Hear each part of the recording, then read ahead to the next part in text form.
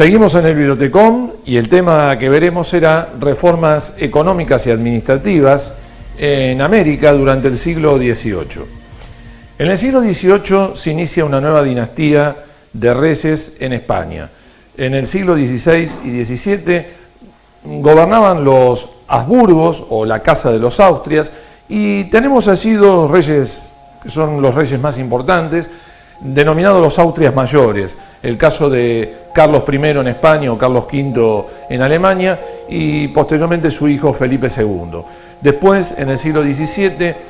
España se va a ver sumergida en una profunda crisis política y económica, donde gobiernan reyes donde prácticamente no se distinguen por su capacidad, por su autoridad, denominados los Austrias menores, y después de la muerte del último rey Austria, Carlos II,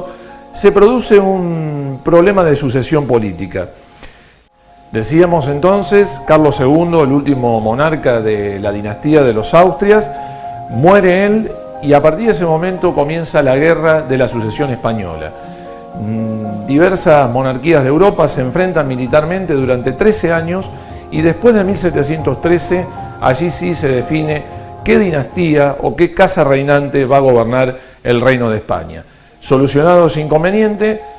una nueva dinastía comienza a gobernar el reino de España y también las colonias. Me estoy refiriendo a la dinastía de los Borbones y precisamente Felipe V va a ser el iniciador de esta dinastía, donde nos vamos a encontrar con una dinastía que emprende una serie de reformas tendiente a reformular la relación entre la metrópoli y sus colonias.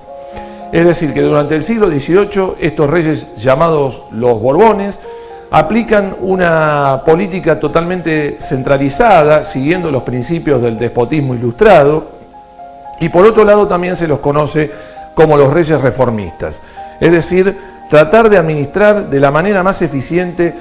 todas las colonias que España tenía en América. Si bien con la guerra de sucesión española España había perdido ciertas posesiones en Europa, ahora los reyes españoles intentan hacer hincapié en el gobierno de las colonias y tener una mayor administración, mucho más eficiente, y ver si también pueden mejorar en cuanto a los ingresos, porque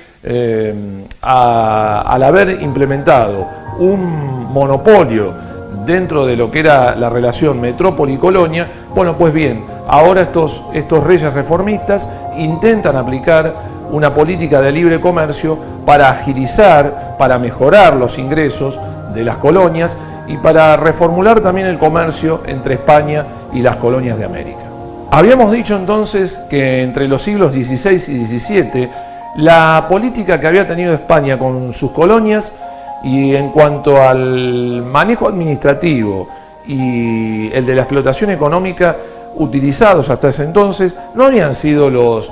más adecuados. Por lo tanto, los Borbones intentan redefinir el vínculo colonial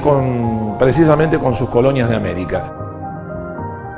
¿Cuáles eran los principales objetivos de las reformas borbónicas? Bueno, en primer lugar, flexibilizar el comercio de la metrópoli con las colonias. Fomentar la economía para aumentar los ingresos de la corona y reorganizar la administración, hacerla más eficiente. ¿Por qué? Porque de esta manera,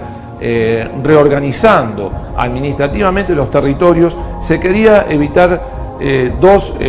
flagelos fundamentales. Por un lado, la corrupción y por el otro lado, el contrabando. Y también se quería evitar la intromisión de potencias extranjeras que interfirieran en el sistema comercial español, porque precisamente uno de los problemas fundamentales que tenía